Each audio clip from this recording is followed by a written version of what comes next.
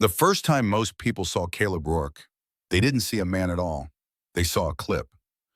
37 seconds of shaky phone footage shot from the back of a city bus in South Chicago. Vertical video, bad audio, captions added later in bold white text.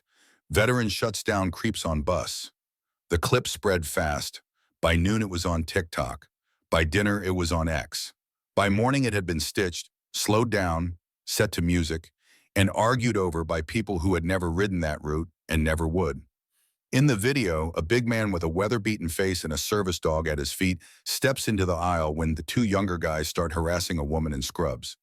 You can hear the bus brakes squeal, the hiss of the doors, the low murmur of people pretending not to notice. You can see the dog, an aging German shepherd named Atlas, rise just enough to put his body between the men and the woman. You can hear Caleb's voice, calm and flat, not loud, not dramatic, saying words that feel rehearsed even though they aren't. She said no. Sit down. One of the men laughs, the other swings a boot at the dog. The next part goes viral because it looks unreal. Caleb moves fast and precise, the way people who've trained their bodies for years move without thinking. A leg caught, a man on the floor, another pinned, panicking. No punches thrown in rage. No speech. Just control. Just silence. Then the bus doors open and the men tumble out, cursing, embarrassed, alive. The comments split along familiar lines. Hero. Vigilante. Send him to Congress. Lock him up. Someone slowed the footage and circled the dog and read. Someone else freeze-framed Caleb's face and ran it through facial recognition software. Someone tagged a veterans charity. Someone tagged the police. What no one saw was what happened before the camera came out, or after the clip cut to black. Before the bus, Caleb had been sitting on a concrete bench outside a closed grocery store, counting change with numb fingers, trying to decide if it was enough for a day pass or just a coffee.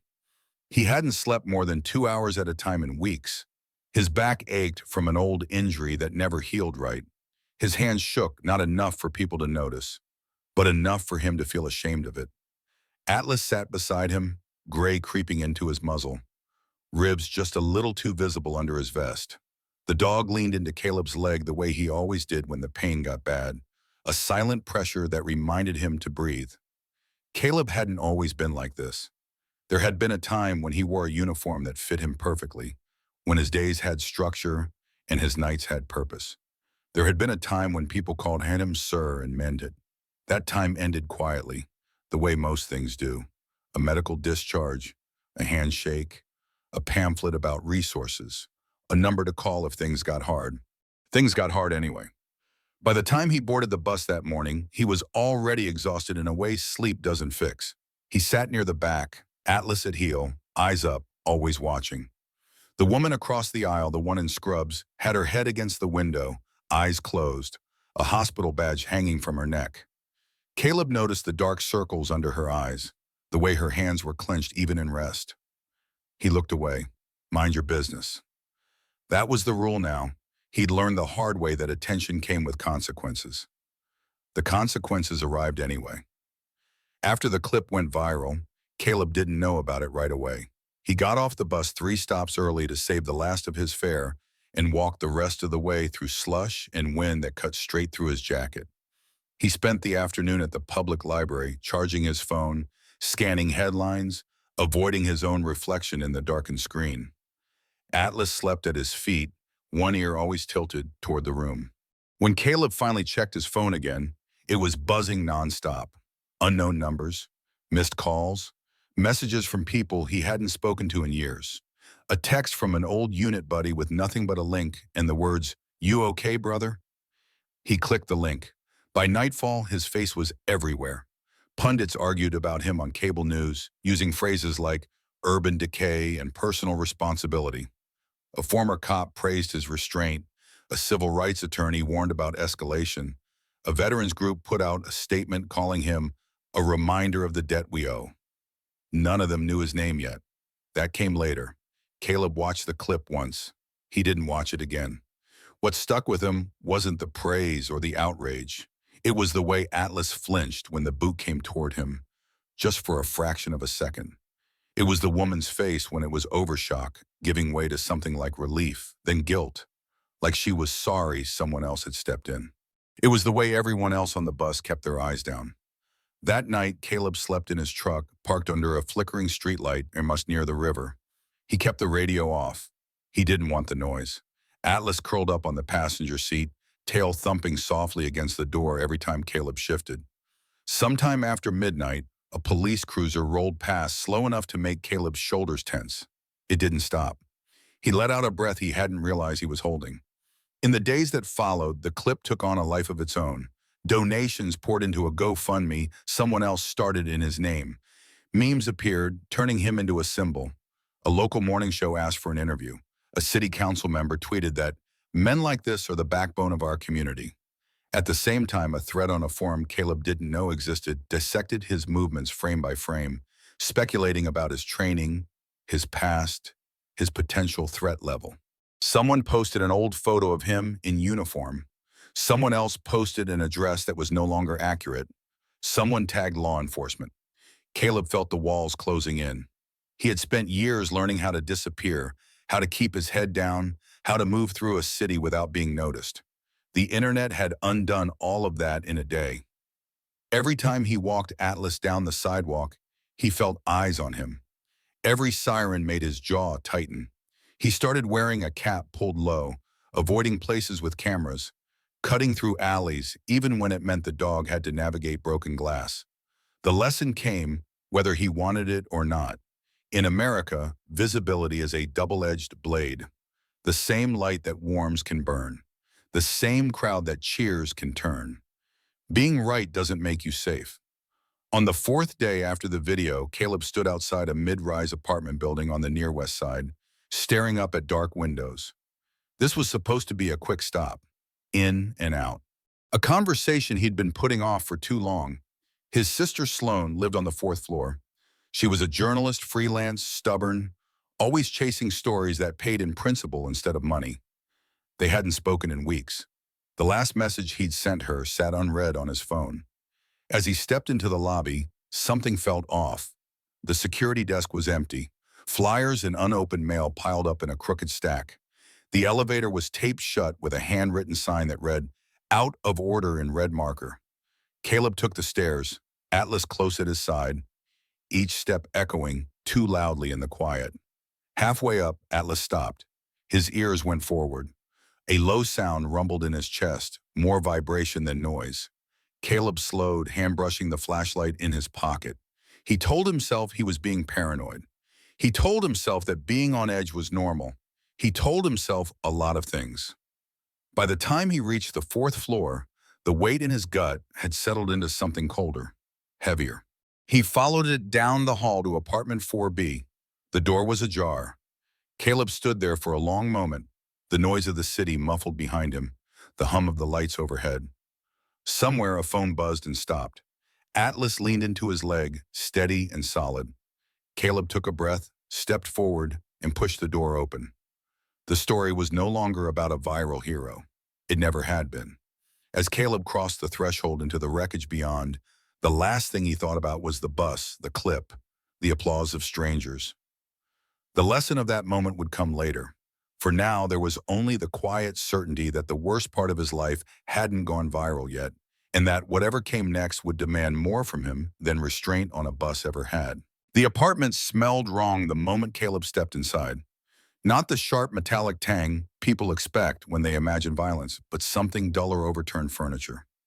Spilled cleaning solution, the stale sweetness of old coffee gone cold. The kind of smell that lingers when a place has been disturbed and then abandoned, like the air itself doesn't know how to settle back into place. Atlas entered low and cautious, nails clicking softly against the hardwood. His body tense in a way that told Caleb this wasn't just unfamiliar territory. This was danger that had already passed through and left teeth marks behind. Sloane's living room looked like a careless storm had hit it. Bookshelves dumped on their sides, paper scattered in uneven drifts across the floor, couch cushions slashed open, stuffing spilling out like exposed insulation. A laptop sat untouched on the desk, its screen dark, a thin layer of dust already settling on the keyboard. A television was missing from its stand, but the power cable still dangled from the wall, unplugged and forgotten. It was messy, loud, obvious, too obvious. Caleb had spent enough time around real chaos to know when something was pretending. Robberies, real ones, followed patterns. They took what could be sold fast, electronics, jewelry, cash, and they didn't waste time shredding paper unless they were looking for something specific. This felt different. This felt like a performance. He moved slowly, heart hammering now, each step measured. Atlas froze near the kitchen island, ears pinned forward, a low growl vibrating through his chest. Caleb followed the dog's gaze. Sloane lay on the tile floor, half hidden by the shadow of the counter. Her hair was matted with blood, her glasses cracked beneath her cheek. For a second, just a second, Caleb's brain refused to accept what his eyes were telling him. He crossed the distance in 3 strides and dropped to his knees, fingers already searching for a pulse he knew, on some level, wouldn't be there. Her skin was cold. There was a single gunshot wound to her chest, clean and centered, the kind instructors talk about in training videos. Center mass, efficient, final. The bruise blooming along her jaw suggested she'd been hit before she went down. Subdued, controlled, executed. Caleb sat back on his heels, breath coming in shallow pulls. He pressed his forehead to the cool tile for a moment, not in prayer, not in denial, but because gravity demanded it. This was the woman who had raised him after their parents died. The one who argued with the editors until 2 in the morning. The one who refused safer assignments because the truth didn't live in safe places. And now she was a statistic waiting to be mislabeled. Sirens wailed somewhere outside, distant but growing. Caleb stood, wiped his hands on his jeans, and scanned the room again, this time with a colder focus. The wallet tossed open on the coffee table, cash still inside, the laptop untouched, the careful absence of fingerprints on the gunshot wound. Whoever did this wanted it to look like a robbery, but they hadn't cared enough to make it convincing. That meant confidence, or protection. The door burst open behind him before he could think any further. Police, hands where I can see them. Caleb turned slowly, raising his palms. 2 uniformed officers entered first, weapons drawn but wavering, their eyes flicking from him to the body on the floor. Behind them came a man in a rumpled suit with a tired face and a badge clipped to his belt. Detective Harlan Pike, mid-50s, paunched, straining against cheap buttons, the kind of man who looked like he'd stopped believing in clean endings a long time ago. Pike took in the scene with a practiced glance, then exhaled through his nose. Jesus, he muttered, already pulling out a notepad. Another one! Caleb stared at him. That's my sister. Pike nodded without looking up. I'm sorry for your loss. The words came out flat, pre-packaged. He stepped over a pile of papers without reading a single page. Looks like a break-in gone bad. No, Caleb said. His voice surprised him with how steady it sounded. It doesn't. Pike's pen paused. He looked up then, really looked, eyes narrowing as he took in Caleb's size. The dog, the tension coiled just under the skin. You a forensics expert now? Caleb gestured towards Sloane's body. That's a clean shot to the chest, no hesitation marks, no panic. They didn't take the laptop, they didn't take the cash. They trashed the place to sell a story. Pike chewed on the end of his pen, unimpressed. People panic, junkies especially. They break things, they miss things. She wasn't a junkie, Caleb said, heat creeping into his chest. She was a journalist. Pike's expression shifted, just slightly. Something like annoyance or maybe recognition. Yeah, he said, I know who she was. That was when Caleb understood. This wasn't ignorance. This was dismissal. One of the officers leaned in and whispered something to Pike, who nodded. We found traces of narcotics in the bedroom, Pike said, loud enough for the room to hear. Probably attracted the wrong crowd. Caleb took a step forward before he could stop himself. Pike raised a hand, palm out. Don't, he warned. You don't want to make this harder than it already is. The lesson settled in like a stone. Systems don't shrug because they don't care. They shrug because caring costs time, money, and risk. In this case, whatever it really was, came with all 3. Pike glanced at Caleb's ID when one of the officers handed it over. His eyes flicked up, sharper now. Military, he said. Figures. He snapped the notebook shut. Here's what's going to happen. We're processing this as a robbery homicide. We'll notify next of kin. You'll answer some questions downtown, and then you're going to let us do our jobs. You're closing this already, Caleb said. Pike stepped closer, voice dropping. Listen to me. Your sister poked around places she shouldn't have. That gets people hurt. I don't know what you think you're going to prove, but I suggest you walk away before you make yourself part of the problem. Caleb looked past him, at the body on the floor, at the papers no one had bothered to read. He felt something in him tighten and lock into place, the way it had on that bus days earlier. Restraint had its limits. They escorted him out into the cold night 20 minutes later. No cuffs, no comfort, just a warning and a thinly veiled threat about interfering with an active investigation. As the door to Sloane's apartment closed behind him, the finality of it hit harder than the gunshot ever could have. Outside, the city went on as if nothing had happened. Cars passed. A couple argued on the sidewalk. Someone laughed too loudly. Caleb stood under a flickering streetlight, Atlas pressed against his leg, and realized how easy it was for a life to disappear into paperwork and apathy. This was how stories died, not with gunfire, but with indifference. Caleb replayed Pike's words as he walked. Walk away. It was advice wrapped in self-preservation. It was also an admission. Whatever Sloane had been working on had scared someone powerful enough to buy silence or inspire laziness. And the system, overworked and under pressure, had chosen the path of least resistance. The truth, Caleb knew, didn't die because it was wrong. It died because it was inconvenient. As he reached his truck, Atlas tugged slightly on the leash, nose catching a scent Caleb couldn't read. The dog glanced up at him, eyes steady, asking a question without words. Caleb rested his hand on the worn nylon of Atlas's collar, grounding himself in the familiar texture. Sloane had taught him something once, years ago, after he'd come home angry about a decision that made no sense. When the official story feels too neat, she'd said, it usually means someone cleaned up. Caleb looked back at the apartment building one last time. The windows were dark now, just another quiet rectangle in a city full of them. Whatever had been taken from that place wasn't a television or a wallet. It was information. And information, unlike furniture, had a way of hiding in places people stopped looking. He opened the truck door and climbed inside, Atlas settling beside him. The engine turned over with a familiar rumble. Caleb didn't know yet where he was going or how far this road would take him. He only knew one thing with absolute certainty. The system had shrugged, and that meant the responsibility had shifted. Somewhere in the wreckage Sloane had left behind, there was proof. And if the truth was going to survive, it wouldn't be because someone in a suit decided to care. It would be because Caleb refused to walk away. The story, he realized, wasn't over. It was just being forced underground. The snow had started falling harder by the time Caleb pulled the truck over, flakes thick and wet, sticking to the windshield instead of sliding away. Chicago's snow always did that, heavy, stubborn, like it wanted to be remembered. Atlas jumped down first, paws crunching against the thin crust that had already formed on the sidewalk. He sniffed once, then stopped short, body stiffening. Caleb followed his gaze and saw it too.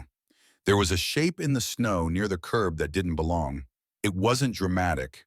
No body, no blood, just a small, uneven mound, half covered by fresh flakes, the edges too deliberate to be random. Caleb's chest tightened. He had learned long ago to trust that feeling. He crouched, brushed the snow aside with his gloved hand, and found a folded envelope sealed in plastic. No name, no return address, just one word written in block letters with a Sharpie, Sloane. Caleb's breath fogged the air as he stared at it. The envelope was dry, deliberately placed where the plows wouldn't hit it yet, where someone watching would know he'd find it.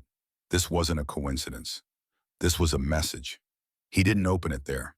He couldn't. Instead, he slid it into his jacket and got back in the truck, hands shaking now, despite his effort to steady them. Atlas whined softly, sensing the shift. Caleb drove until the city thinned out, until the streetlights gave way to long stretches of darkness and the noise faded to a low hum. Inside the cab, with the engine off and the world muted by falling snow, he finally opened the envelope. There was no letter, just a memory card taped to a piece of cardboard, and beneath it, a strip of paper with Sloane's handwriting. He knew it instantly. Tight, angular. impatient with wasted space. If you're reading this, they're already lying. Don't trust the story they give you. Trust the dog. Caleb closed his eyes. Sloan had always written like she spoke direct, almost blunt, but never careless. Trust the dog. It sounded like a joke until it didn't. Back in the apartment, hours earlier, he had been too numb to think clearly. Now the pieces began to shift. Sloan had known. She had expected this, and she had planned for it.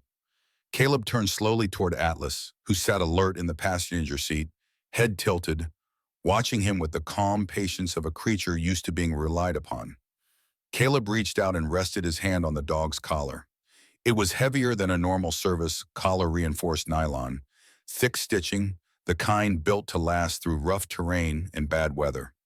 Sloan had given it to him months ago, insisting it was a gift, insisting he stop using the frayed old one. He hadn't questioned it. He trusted her. He felt it now. A slight irregularity beneath the padding, a stiffness where there shouldn't have been one. Caleb swallowed hard. With a small knife from the center console, he carefully cut into the seam, just enough to pry it open. A tiny black object slid into his palm, cold and solid. A micro SD card. For a long moment, he just stared at it.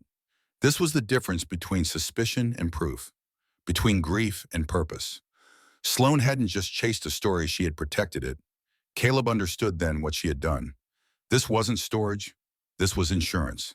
He drove to a 24-hour internet cafe on the edge of an industrial strip, the kind of place that survived on energy drinks and flickering screens. He paid cash, kept his head down, chose a terminal in the back where the light didn't quite reach. Atlas lay at his feet, eyes half closed but aware. The files were encrypted. Of course they were. For a moment, frustration flared, then died as quickly as it came. Sloan wouldn't have made this impossible. She would have made it personal. Caleb typed the password without thinking. A name only she used for him when they were kids, before the world had sharpened them both. The screen flickered, then opened. What spilled out wasn't an article, it wasn't even a single investigation. It was a dossier layered, meticulous, obsessive in the way only someone who knows they're running out of time can be. Emails, contracts, shipping manifests, photographs taken from too far away with too much zoom.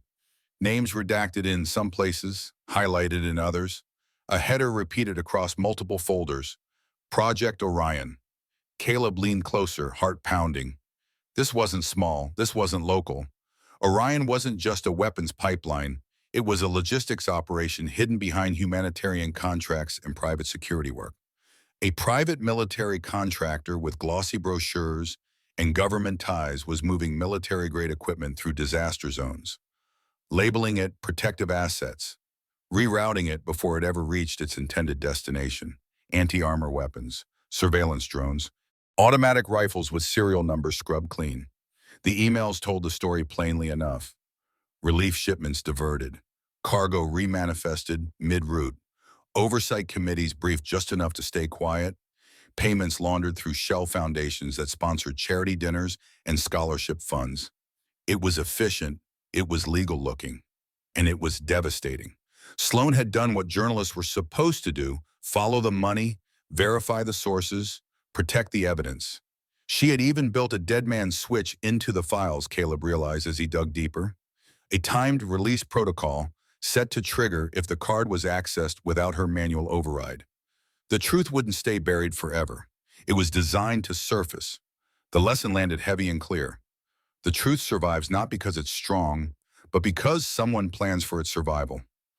Caleb almost missed the reflection in the darkened screen. Almost. A black SUV had pulled up outside the cafe, engine idling, headlights off. 3 men stepped out, their movements coordinated, purposeful.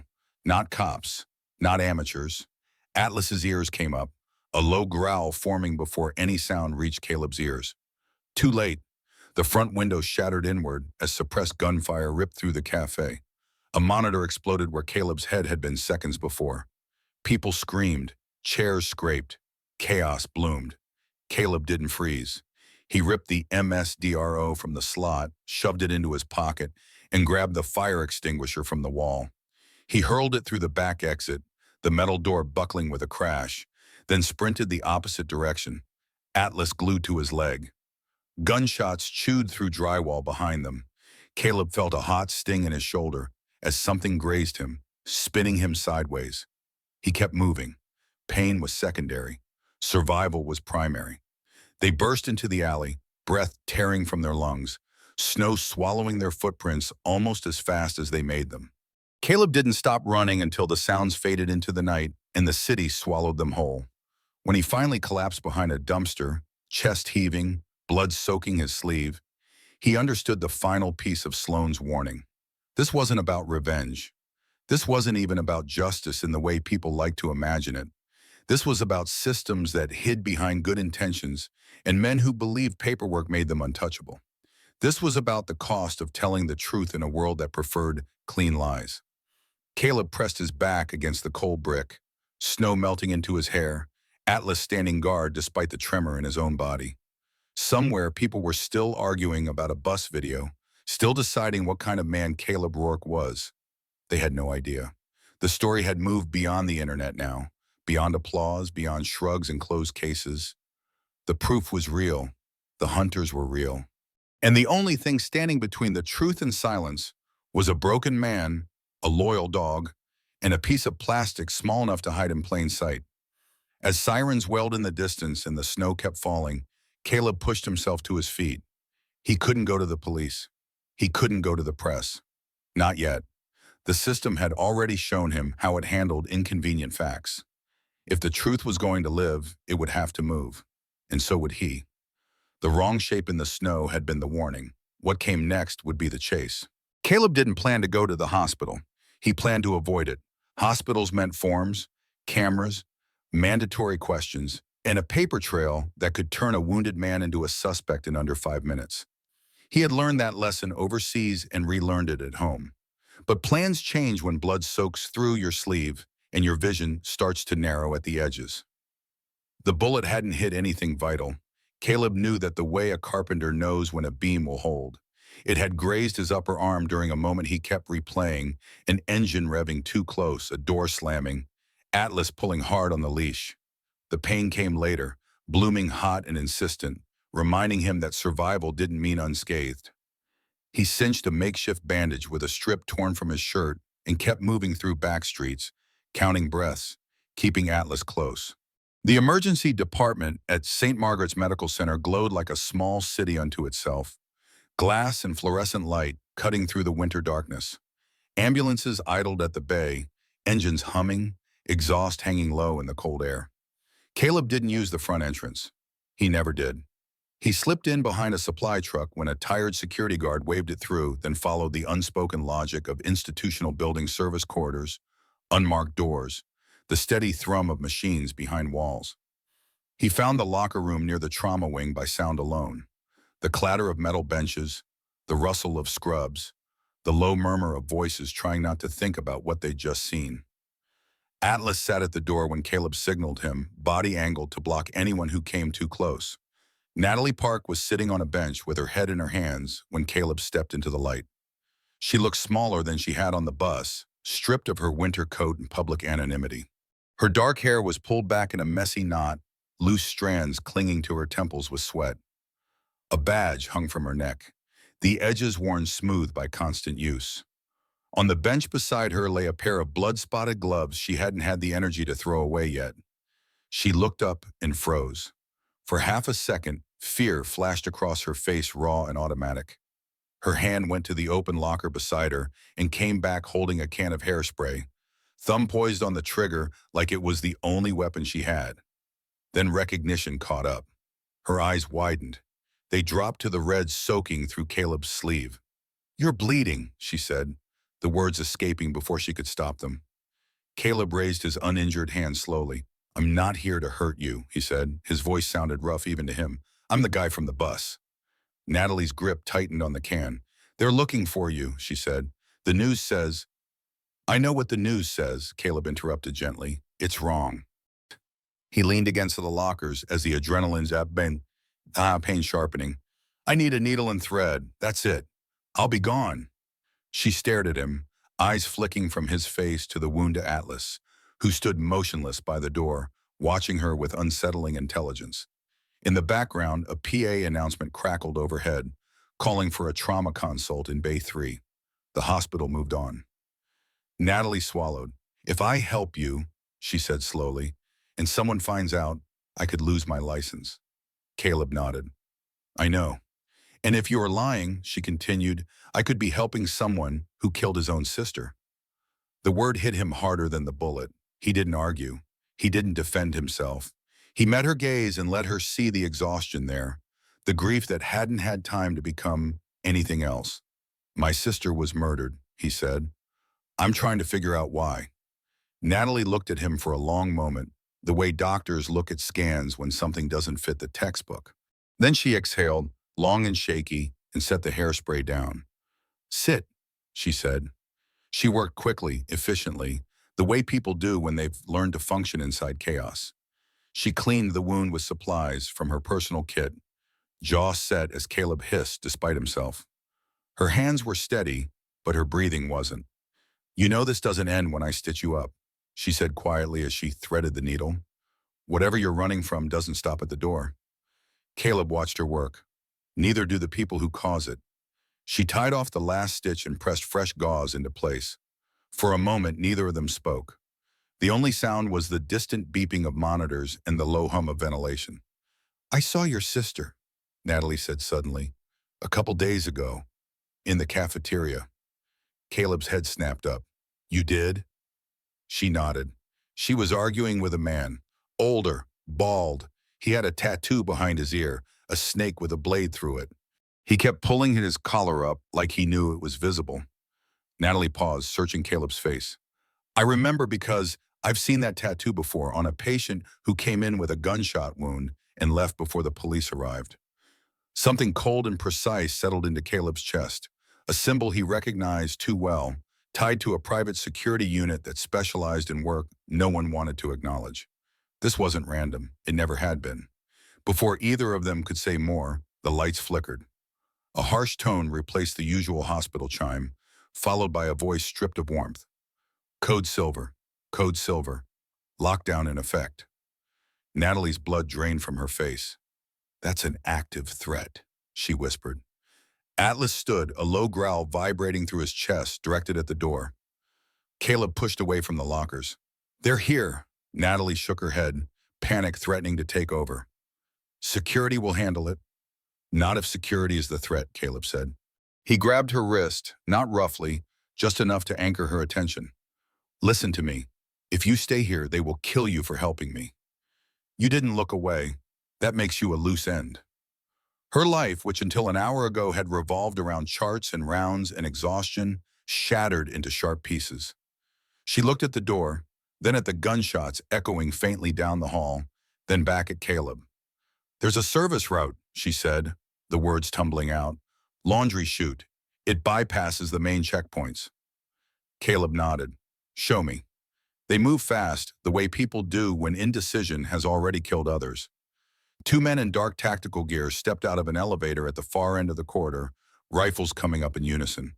Their posture was wrong, too aggressive, too practiced. Not police, wow.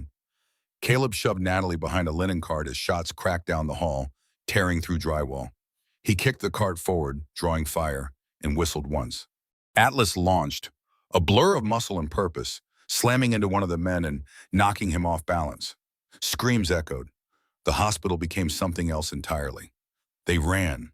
By the time they tumbled out of the laundry chute into the freezing loading bay, Natalie's hands were shaking so badly she could barely use her badge to unlock the door. A delivery van idled nearby, keys still in the ignition, the kind of small negligence that keeps systems running and sometimes saves lives. "Can you drive?" Caleb asked. Natalie nodded, swallowing hard. "Yes." They tore through the gate as bullets pinged off metal, disappearing into traffic and darkness. Natalie didn't scream. She didn't cry.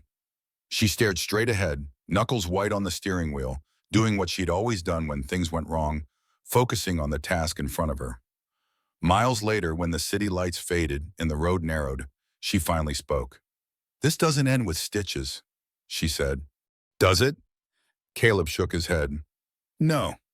She let out a shaky laugh that held no humor. "Then I guess I just crossed a line." Caleb looked at her, at the woman who had chosen to see and act when it would have been easier not to. You crossed it back on the bus, he said. You just didn't know it yet. The alliance formed there wasn't born of trust or bravery. It was born of refusal. The refusal to look away, to let the system shrug and move on.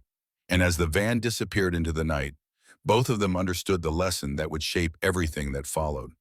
Once you choose to see the truth, you don't get to choose the consequences.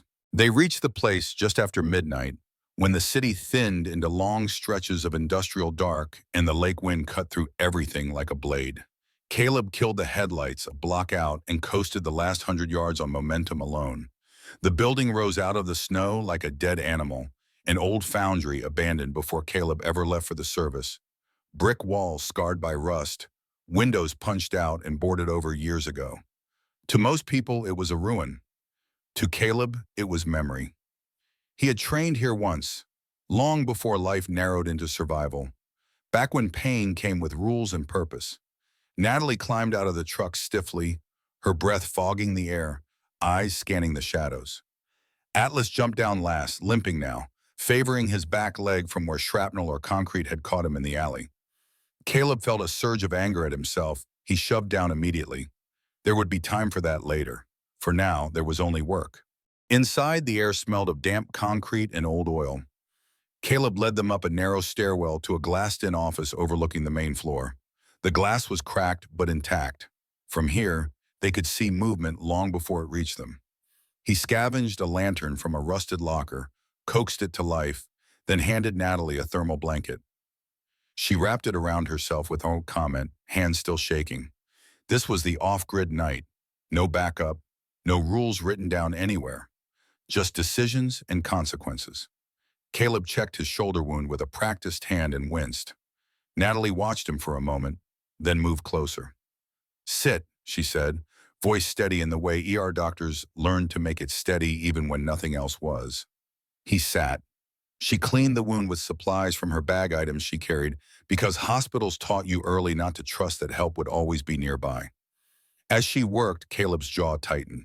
Not from the pain, from the quiet. Quiet always brought the past.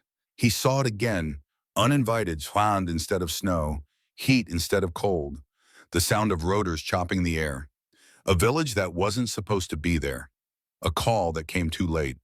A decision made with incomplete information that ended with smoke and screaming and a report written in clean language that buried the truth under acronyms. He had been cleared, decorated even. That was the day something in him broke, slow and invisible. Natalie finished taping the bandage and sat back on her heels. You're bleeding less, she said, but you're not okay. Caleb almost laughed. Instead, he nodded. I know. She hesitated, then asked the question she'd been holding since the alley. What happens now? Caleb stood and looked out over the darkened floor below. Now, he said, we learn how to move without being seen. He didn't turn it into a speech. He didn't dramatize it. He broke it down the way it had been broken down for him years ago. First rule, don't freeze. Panic is contagious. Second rule, distance buys time, time buys options. Third rule, if you have to fight, fight dirty and finish it fast. He showed her how to hold the pistol, not like the movies, but like someone whose hands might shake. He corrected her grip gently, adjusting her elbows, reminding her to breathe. He taught her how to move through a doorway, how to use corners, how to listen for footsteps that didn't match the building's rhythm. He taught her where to aim if she couldn't bring herself to pull the trigger at a face. Center mass isn't about killing, he said quietly. It's about stopping. Natalie absorbed it the way she absorbed everything else, focused, serious, eyes sharp despite the fear flickering just beneath. She asked practical questions. What if the lights go out? What if someone takes the dog? What if she freezes? Caleb didn't lie to her. Then you do what you can, he said, and you live with it. They didn't have long. Atlas's head came up first. His ears pivoted, tracking something far away. Then Caleb heard it too, the low crunch of boots on snow, the faint murmur of voices carried on the wind. He killed the lantern. Darkness swallowed the room. Caleb counted under his breath, not seconds, people. 6, maybe 7. He slipped the night vision goggles down over his eyes, the world blooming into green clarity. He motioned Natalie back, pressed a hand briefly to Atlas's shoulder, a silent command. Stay. Guard. Caleb moved like the night belonged to him. He dropped down onto the main floor, footsteps masked by the wind whistling through broken skylights. The men fanned out, disciplined, confident, professionals. That made them dangerous and predictable. He reached the breaker box and threw the switch. The perimeter lights died. Shouts erupted. Flashlights flared and swung wildly. The lesson was simple and brutal. Fear levels the field. Caleb took the first man from behind, quick and quiet, lowering him to the concrete without ceremony. Across the floor, Atlas barked once, a sharp, disorienting sound that echoed and lied about distance. Two men peeled off toward it. That was the mistake. Caleb moved fast, striking hard, ending threats before they could become fights. He didn't feel like a hero. He felt like a machine built for one purpose, running on borrowed time. When it was over, three men lay unconscious. One didn't move at all. The remaining leader, older, heavier, scar across his cheek, raised his hand slowly when Caleb stepped into view. You're good, the man said, breathing hard. I'll give you that. Caleb didn't respond. He pressed the knife closer. Who sent you? The man smiled through blood. You already know. Caleb searched him and found a radio. He listened as a voice crackled through, demanding updates. Caleb keyed the mic. Your team's done, he said. Call them off. Silence answered him. Then static. Caleb smashed the radio and turned away. He didn't look back. When he returned to the office, Natalie was standing rigid, gun trained on the door, eyes wide. Atlas lay at her feet, breathing hard, blood matting the fur on his neck where a blade had caught him. The sight hit Caleb harder than anything else that night. Natalie's voice broke. I tried, she said. I didn't see him until... You did good, Caleb said, kneeling beside the dog. He checked the wound, hands gentle now. It was deep, but not fatal. Atlas whined softly, tail thumping once against the concrete. Alive. Still here. But something had been taken. Caleb realized it when he reached for his jacket and felt the absence. His burner phone gone. The one device he'd been using to move unseen, to coordinate, to buy time. It lay somewhere out there now, in the snow, in enemy hands. The first real loss. Natalie saw it on his face. What did they get? Time, Caleb said. And maybe worse. They packed up quickly. There was no safety in staying. As they moved back toward the truck, Natalie looked at the bodies on the floor, at the blood darkening the concrete. Her hands shook again, worse than before. I don't know how you live with this, she said quietly. Caleb paused. He considered the question honestly. You don't, he said. You carry it, and you decide what it's for. As they drove away, the foundry shrinking in the rearview mirror, Caleb felt the weight of it settle fully. The night had taken something from all of them. His anonymity, Natalie's innocence, Atlas's sense of invulnerability. The story had crossed a line. It was no longer about uncovering the truth from a distance. It was about surviving long enough to deliver it. The lesson was as old as conflict itself. The first loss is never the last. What matters is what you learn before the next one comes. Ahead of them, the city lights flared against the snow, brighter now, closer. Somewhere in that maze of glass and concrete was the next move, the next decision that would cost more than any of them wanted to pay. Caleb tightened his grip on the wheel and kept driving. From the outside, the Vale Meridian Tower looked like certainty made of glass. 70 floors of reflective calm rose above the financial district, every angle polished, every line intentional. The lobby hosted charity galas. The atrium featured a rotating exhibit of photographs from disaster zones, children smiling under tarps, workers in hard hats shaking hands with executives in tailored suits. Gideon Vale's name was etched into the city the way benefactors' names always were, quietly, respectfully, in places meant to suggest stability. Caleb watched the building from the shadows of a service alley, snow melting into dark rivulets along the curb. He had learned the hard way that power didn't look like guns. It looked like branding. It looked like access. It looked like the absence of fear. Natalie sat in the truck beside him, coat pulled tight, Atlas between them, head resting on her knee. The dog's breathing was steadier now, the wound bound and clean, but his eyes tracked every movement outside the windshield. Caleb checked his watch. They were late, and that was deliberate. Orion's dead man's switch had already begun its countdown. Somewhere, encrypted packets were queued to move if the final condition was met.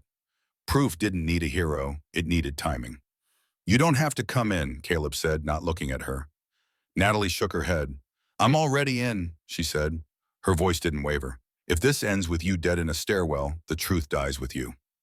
Caleb nodded once. He respected that. It wasn't courage born of recklessness. It was courage born of clarity. He slipped out of the truck and disappeared into the service entrance, Atlas at heel, Natalie following close. Inside, the building smelled like money and lemon polish. Cameras watched everything except the places people assumed no one would use. Caleb moved through those places. He bypassed sensors the way he had learned to bypass expectations, slowly, patiently, with a willingness to get his hands dirty. A stolen badge here, a blind spot there, steam tunnels that burned the lungs and left sweat freezing on the skin. He emerged on the 68th floor, heart steady, pain cataloged and ignored. The executive elevator hummed like a promise. Caleb rode it alone. The penthouse opened into silence. Floor-to-ceiling windows framed the city in cold light. Leather furniture sat arranged for conversation, not comfort. A bar cart gleamed. On a long table, a stack of glossy brochures displayed smiling faces and bold headlines. "Security with integrity, relief without delay." Gideon Vale stood at the window, hands clasped behind his back, watching the snow erase the city below. He didn't turn when Caleb stepped inside. "You're quieter than your sister," Vale said pleasantly. She asked better questions. Caleb raised the pistol, sighting the center of Vale's back. "Turn around." Vale turned slowly, the hint of a smile touching his mouth. He was slighter than Caleb expected, gray hair perfect, glasses rimless and expensive. His eyes were sharp and appraising. "Not afraid." "I assume you're here for the story," Vale said. "Not for me." Caleb didn't respond. He felt the room, counted exits, noted the absence of visible guards. That was the tell. Vale gestured to a chair. "Sit," he said. "You've earned a conversation." "I'm not here to talk," Caleb said. "No," Vale agreed. "You're here to choose." He tapped a tablet on the desk. A screen on the far wall lit up. Natalie froze. The feed showed a motel room familiar wallpaper, cheap art, the edge of a bed. Atlas's empty leash lay on the floor. Caleb's grip tightened. Vale watched him with interest, the way men watched markets fluctuate. "I prefer leverage to violence," Vale said. "It's cleaner, more efficient, less visible." The door behind the desk opened. Two men entered first, disciplined and calm, weapons low. Then a third figure filled the doorway, a mountain of muscle and scars, eyes flat and incurious. Natalie was dragged forward, bruised but conscious. Atlas followed in a steel cage, a shock collar humming faintly around his neck. The dog lunged once, then yelped as the current snapped through him. Caleb felt something inside him go quiet. "Put the gun down," Vale said softly, "or he gets another one." Caleb lowered the pistol and set it on the floor. He raised his hands. The men moved fast. Zip ties bit into his wrists.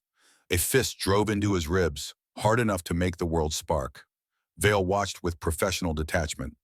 "Your sister made the mistake of believing sunlight was enough," he said. "Sunlight only works when the people holding the shades are afraid of it." Caleb spat blood onto the rug. "You move weapons through aid convoys." Vale smiled. "We move stability," he said, "and the paperwork is impeccable." Another blow. Natalie cried out. Atlas slammed himself against the cage, electricity snapping again. "Give me the card," Vale said, "and I'll let you all walk away." Caleb laughed, a short, ugly sound. "You don't let people walk away." Vale leaned closer. "I let people live," he said, "long enough to regret it." He reached for Caleb's jacket. His fingers brushed fabric. Caleb moved. He drove his shoulder into the desk, sending glass and metal crashing to the floor. At the same instant, he crushed the hidden switch sewn into his lining. The jammer screamed, a high, thin sound that cut through the room like glass. Lights flickered. Screens died. Locks disengaged with a dull clack. The shock collar went silent. Atlas exploded from the cage. Chaos tore through the penthouse. The big man lunged for Caleb, but Atlas hit him first, jaws clamping down on muscle and bone. Caleb dropped to the floor and rolled, bringing his bound hands up. Atlas released and bent the zip ties, shredding them with trained precision. Caleb was free. Gunfire stuttered. Caleb moved through it, not fast but inevitable. He took a weapon from the first man he dropped and used it until it ran dry. Natalie crawled for cover, hands shaking as she grabbed the discarded pistol. She didn't aim for a head. She aimed to stop. Vale vanished through a concealed door. The big man came for Caleb with a knife. Strength overwhelming. Rage simple and total. Caleb didn't match strength with strength. He attacked joints, nerves, balance. He bled. He endured.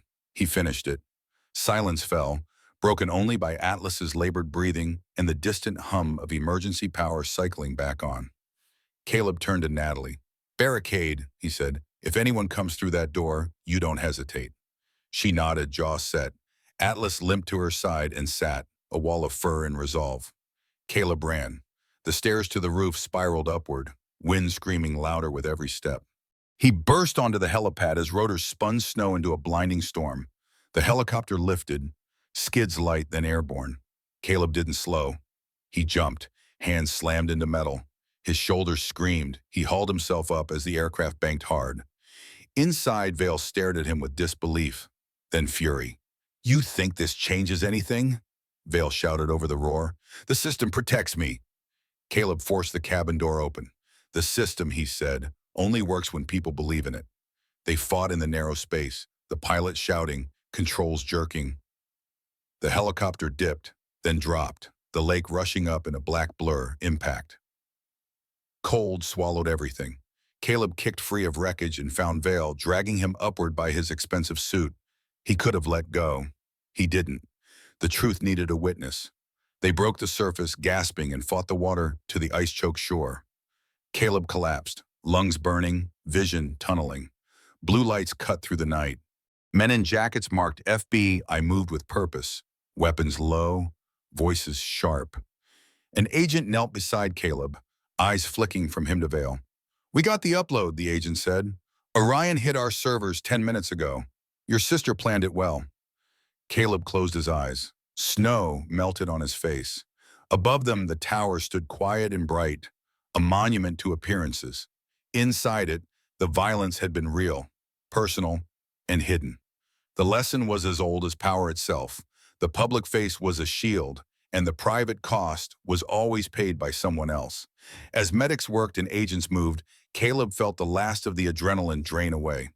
He had chosen sunlight, but not the naive kind. The kind that comes with receipts, timestamps, and a willingness to stand in the cold until the truth sticks. The night didn't end there. It never did. But the tower had fallen, not in flames, but in files and sworn statements, in the slow grind of accountability. What came next would be quieter, harder, and longer. Caleb opened his eyes and looked toward the city, toward whatever waited beyond the snow. The headlines came first. They always did. Federal probe exposes private contractor scheme. CEO arrested after offshore crash. Whistleblower files trigger multi-agency investigation. Caleb watched them scroll past on a muted television in a rehab ward overlooking the lake. Words moved faster than consequences. Faces were blurred. Timelines were simplified. The story became clean in a way real things never are. Gideon Vale was indicted, arraigned, and remanded. Committees were formed. Press conferences promised reform.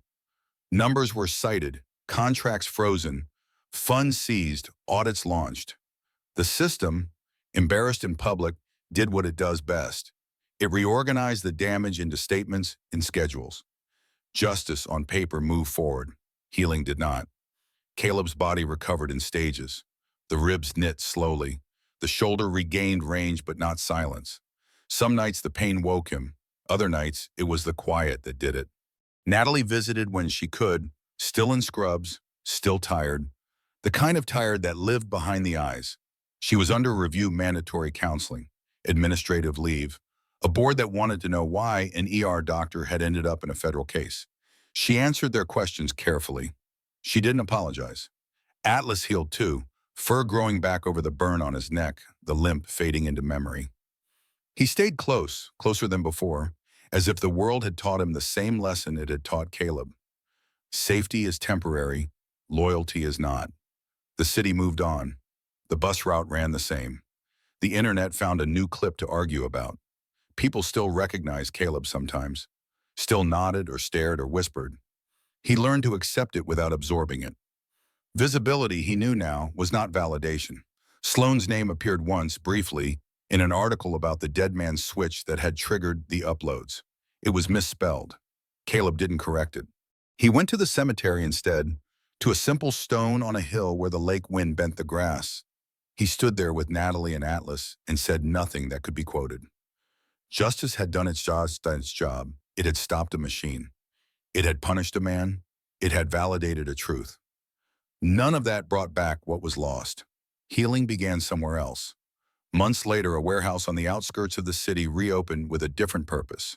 No signage that promised miracles. Just a fenced yard, a clean floor, and patience. Caleb worked with dogs other people had given up on, animals labeled aggressive, damaged, untrainable. He understood labels. He understood damage. He trained slowly, quietly, without spectacle. Natalie volunteered on weekends, offering basic care to veterans who came with the bones, listening more than she spoke. They didn't fix everything. They didn't try. What they built was smaller and truer, a place where pain wasn't hidden behind branding, a place where recovery wasn't confused with erasure, a place where the work mattered even when no one was watching. The lesson settled with time. Justice is a moment, healing is a practice. One changes the record, the other changes the day. On a clear evening, as the sun dropped behind the skyline, Caleb ran the lakefront path with Natalie, keeping pace beside him and Atlas leading the way, tail high, ears forward. The city looked ordinary then. Not innocent, not forgiven, just real. If this story stayed with you, if it made you think about the distance between truth and repair, take a moment to pass it on. Share it with someone who believes that doing the right thing is the same as being okay afterward. Subscribe if you want more stories like this. Stories that don't end when the sirens fade, but when the work begins. Because justice can open the door. Healing is what we choose to do after we walk through it. Do you believe justice ends when the trial does, or when the healing begins?